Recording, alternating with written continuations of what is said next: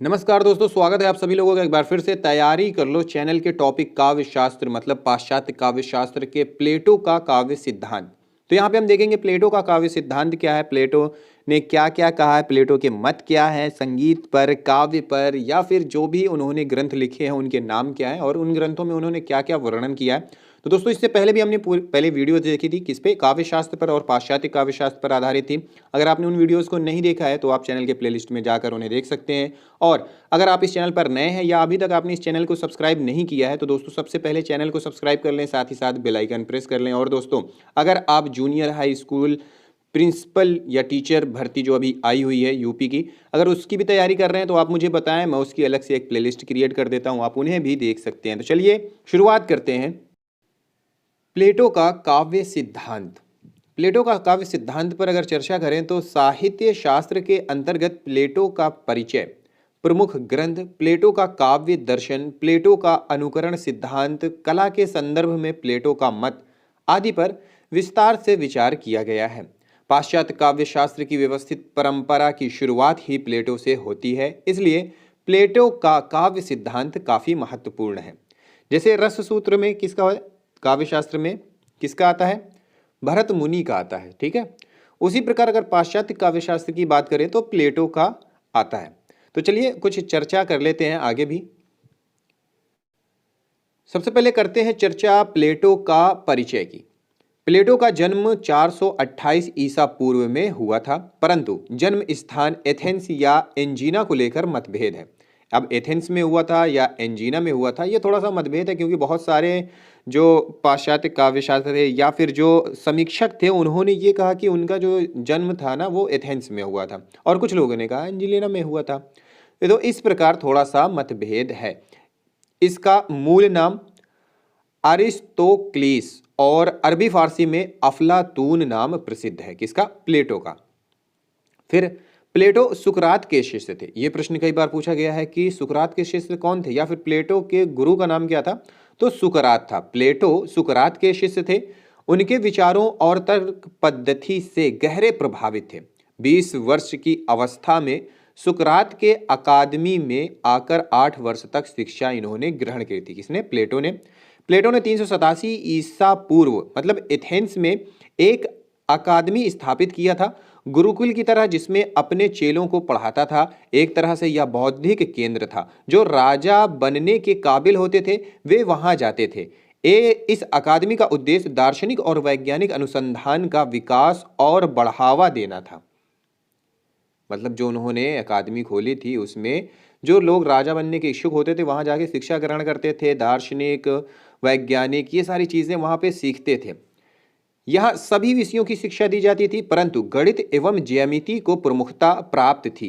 अकादमी के प्रवेश द्वार पर ही लिखा था कि ज्यामिति से अनभिज्ञ कोई व्यक्ति यहाँ प्रवेश ना करे। प्लेटो ने यहीं पर अपने सुप्रसिद्ध संवाद अपोलोगिया और आलेख एपिस्क्लस लिखा है। अपने जीवन के अंतिम 40 वर्षों तक यहीं पर अध्ययन अध्यापन करते रहे। 347 ईसा पूर्व में उनकी मृत्यु हो गई थी। ठीक है, कब, 347 ईसा पूर्व। प्लेटो आत्मवादी या प्रत्ययवादी दार्शनिक था। प्रत्यय जगत को ही वह यथार्थ मानता था। इनके दर्शन के प्रमुख विषय निम्नलिखित हैं। कौन कौन से विषय हैं यहाँ पे दिए हुए हैं, 5 हैं। प्रत्यय सिद्धांत, आदर्श राज्य, आत्मा की अमरत्व सिद्धि, सृष्टि शास्त्र और ज्ञान मीमांसा। प्लेटो के कुछ प्रमुख ग्रंथ हैं, बहुत ही इंपॉर्टेंट है। इनमें से एक तो परीक्षाओं में पूछा ही जाता है, अगर प्लेटो से संबंधित क्वेश्चन उसमें पूछ लिए जाते हैं तो। रिपब्लिक, पोलिटिया गणतंत्र, दी स्टेटमेंट, द लॉज नोमोई, सिंपोजिज्म और इयोन आदि प्लेटो के प्रमुख ग्रंथ हैं। प्लेटो के कुल 36 ग्रंथ का जिक्र मिलता है, जिनमें 23 संवाद और 13 आलेख पत्र हैं। रिपब्लिक ग्रंथ राजनीतिक चिंतन और आदर्श राज्य का एक महत्वपूर्ण दस्तावेज है। कौन सा, ये फर्स्ट वाला। यह कविता और नाटकीय शैली में लिखी गई है। प्लेटो ने रिपब्लिक में लिखा है कि दासता मृत्यु से भी भयावह है। प्लेटो ने काव्यशास्त्र पर कोई अलग से ग्रंथ नहीं लिखा है। राज्य शास्त्र पर विचार करते हुए ही उन्होंने प्रायः कवि, कलाकार और उनकी कलाओं पर अपने विचार प्रकट किए हैं। कलाओं के संबंध में उनके विचार इयोन और द रिपब्लिक ग्रंथ में मिलते हैं। इयोन नामक संवाद में काव्य सृजन प्रक्रिया या काव्य हेतु की चर्चा की गई है, जिसमें ईश्वरीय उन्माद मतलब दैवीय प्रेरणा को काव्य हेतु माना गया है। यह ग्रंथ मूलतः नाट्य शास्त्र से संबंधित है। प्लेटो का काव्य सिद्धांत संबंधी मत इन्हीं ग्रंथों में बिखरा हुआ है। भारतीय दर्शन और प्लेटो कहते हैं कि कवियों और लेखकों को मेरे रिपब्लिक में जगह नहीं है, क्योंकि ये यथार्थ से तेहरे दूरी पर हैं। इसने कहा कि अपने राज्य से सभी कवियों को निकाल दिया जाए, ये जनता को गुमराह करते हैं। प्लेटो कहता है कि मनुष्य का काम क्या है, सत्य को जानना या प्रभावित होना। जाहिर है सच्चाई को जानना। प्लेटो के संपूर्ण चिंतन का मुख्य उद्देश्य आदर्श राज्य का निर्माण था। कई लोगों ने कहा कि हिंदू दर्शन का प्रभाव है, फिर कुछ लोगों ने कहा कि ये यहाँ प्रशिक्षिप्त है। सत्यम शिवम सुंदरम की अवधारणा केवल प्लेटो में पाई जाती है। प्लेटो कहता है कि लेखक या कवि यथार्थ और कला में भ्रम पैदा करता है, इसलिए वह यह बात कही।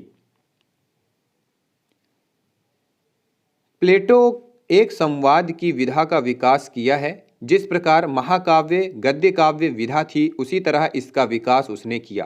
प्लेटो जिस तरह डायलॉग्स को रखा है, उसमें वह सीधे नहीं आता, उसमें व्यक्ति आता है। जो विद्वान प्लेटो को भारतीय दर्शन से प्रभावित मानते हैं, वे कहते हैं भारतीय दर्शन के उपनिषद में भी डायलॉग्स हैं और वहां से प्लेटो प्रभावित है। जो विरोधी हैं, वे कहते हैं कि दोनों के डायलॉग्स में अंतर है। प्लेटो डायलॉग्स में खुद नहीं, केवल दिखा रहा है कि कुछ लोगों का मानना है। मतलब यही है कि जो प्लेटो कहते थे वो सत्यता पर आधारित बात होती थी, चाहे फिर उनके डायलॉग्स हों या फिर वो जो बात कहते थे या फिर जो लिखते थे।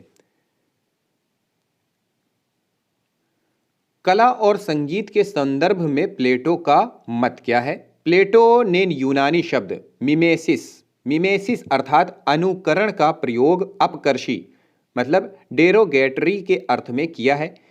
उसके अनुसार अनुकरण में मिथ्यात्व रहता है जो है।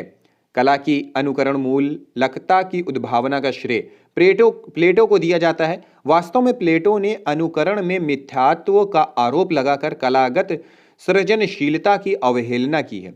कला की अनुकरण मूलकता सिद्धांत का यह प्रमुख दोष है। कला के मूल्य के संदर्भ में प्लेटो का दृष्टिकोण उपयोगितावादी और नैतिकतावादी था।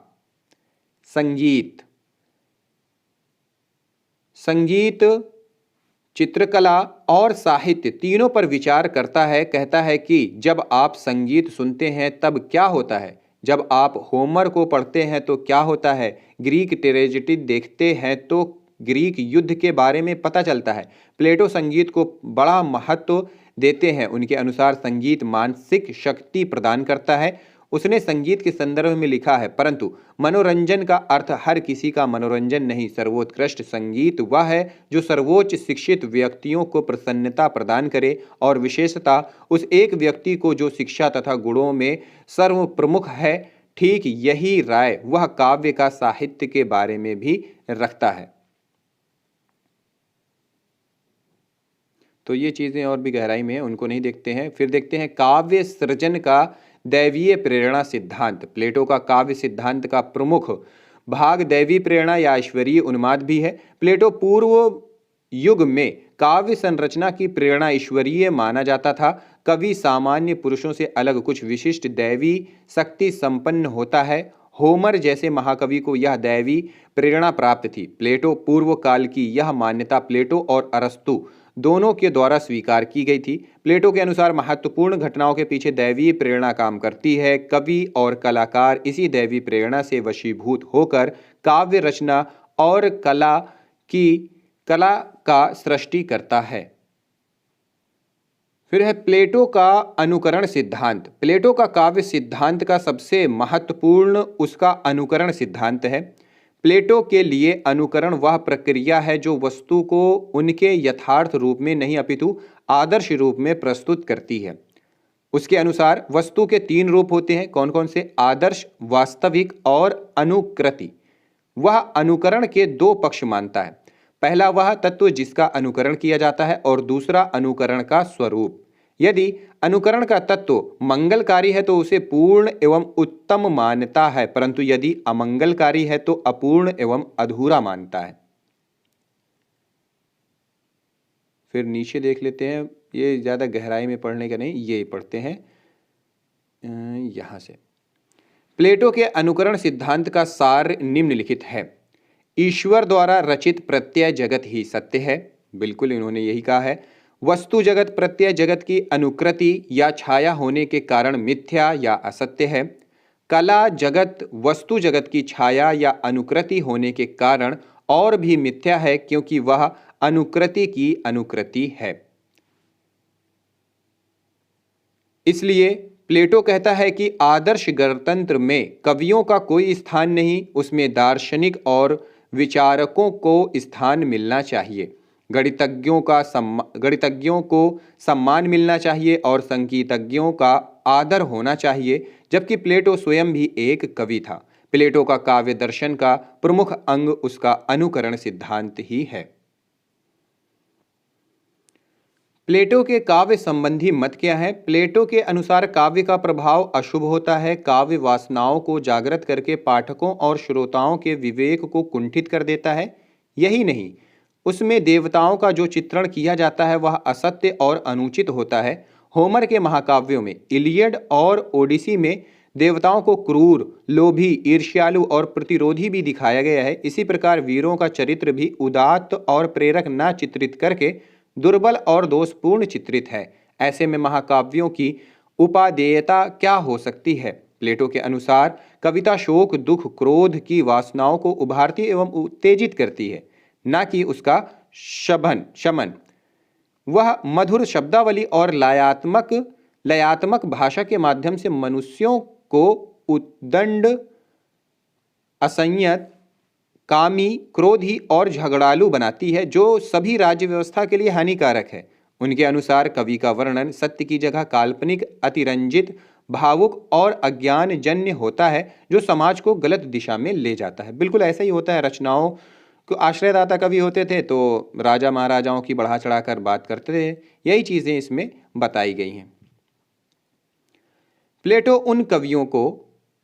प्लेटो उन कविताओं को महत्व देता है जो आनंद प्रदान करने के साथ साथ लोगों में संयम, सद्भाव, नैतिकता और सदाचार का संचार करें। कहने का तात्पर्य है, कविता का उद्देश्य लोगों की आत्मा में संयम और न्यायप्रियता, कर्तव्य निष्ठा एवं सद्भावना के संस्कार डालना तथा अन्याय, असंयम, दुराचार और अपराध की प्रवृत्तियों को दूर करने वाला होना चाहिए। फिर है प्लेटो ने काव्य का विरोध 4 दृष्टियों से किया था। वो 4 दृष्टियां कौन कौन सी हैं ये देख लेते हैं।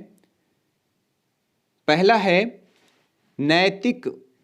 चूंकि काव्य अनुकरण का अनुकरण है, इसलिए इसका आधार असत्य पर आधारित है। प्लेटो मानते हैं कि काव्य में नैतिक बोध धारण करने की क्षमता नहीं होती है। दूसरा है भावात्मक।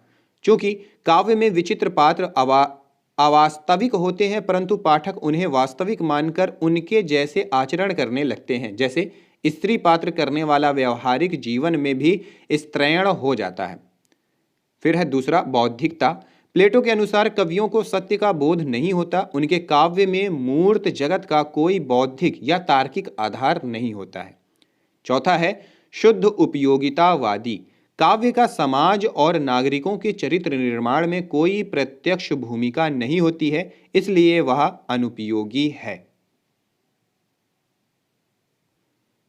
प्लेटो ने काव्य के 3 प्रमुख भेद स्वीकार किए हैं। पहला है अनुकरणात्मक, प्रहसन और दुखांत नाटक। दूसरा वर्णनात्मक, डिथिरैब, प्रगीत। तीसरा मिश्र महाकाव्य। वह प्रगीत के 3 अंग मानता है, शब्द, माधुर्य तथा लय। तो दोस्तों ये था हमारा प्लेटो का काव्य सिद्धांत, पाश्चात्य काव्य शास्त्र पर आधारित ये वीडियो। हमने प्लेटो के बारे में देखा, प्लेटो के ग्रंथ देखे और प्लेटो ने क्या क्या मत दिए हैं, ये सारी चीज़ें हमने देखा। तो दोस्तों इससे भी संबंधित कुछ प्रश्न एक आध आपको मिल सकते हैं। इससे पहले भी हमने 3-4 वीडियोस और बनाई थी काव्य शास्त्र पर, पाश्चात्य काव्य शास्त्र पर, वो वीडियोस भी आप देख लें। और दोस्तों अगर आप जिन भी परीक्षाओं की तैयारी कर रहे हैं, अगर आपको उनका कंटेंट नहीं मिलता है या फिर आपको एक जगह वो सारी चीज़ें नहीं मिलती हैं, तो आप मुझे कमेंट बॉक्स में और यहाँ पे मेरा व्हाट्सएप नंबर भी दिया हुआ है, उस पर भी मैसेज करके बता सकते हैं। मैं आपके लिए एक स्पेशल प्लेलिस्ट क्रिएट कर सकता हूं जिसमें आप जाकर वो सारी वीडियोस देख सकते हैं। तो चलिए मिलते हैं नेक्स्ट वीडियो में नेक्स्ट टॉपिक के साथ। इस वीडियो को देखने के लिए बहुत बहुत धन्यवाद।